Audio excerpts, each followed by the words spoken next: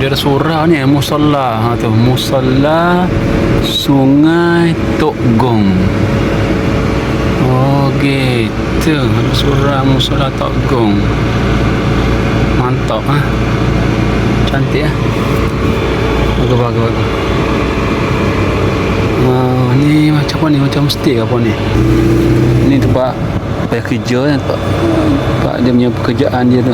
Proses dua air ni apa ni? Macam quarters kerja dia. Ni rupanya. Tempat comel.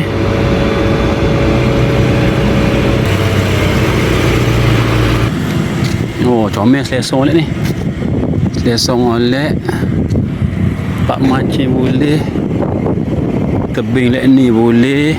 Batu-batuan. Tu. Selesa oleh tu kan surat itu. Ini boleh mancing. Sana pun boleh. Oh, selesa sini. Sini boleh ni mancing ni. Sini, tok sini. Oh. Tunggu ikan. Oh, comel. Siapa sana? Dia akak ni. Oh, supaya air lalu. Kalau air naik, itu teh air naik. Oh, ni sini boleh mancing ni.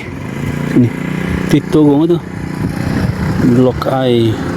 Lepas air dia akak macam tu. Gitu. Sama lah hidrolik. Heboh pun.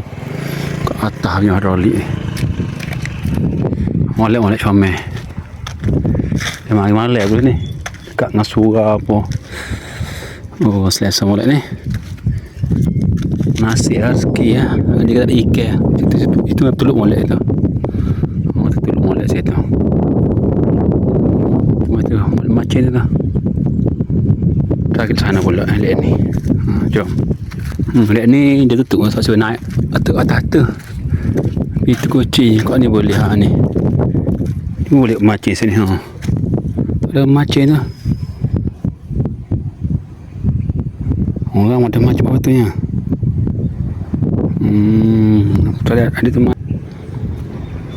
Ni ada ni ada tempat pernah lepok-lepok no siap dengan apa? Anjung apa no. Oh, selesa tu. Macam malam. Okeylah, insya-Allah kita akan kongsi lah. Masa tempat menarik kat sini. Okey, jumpa semula.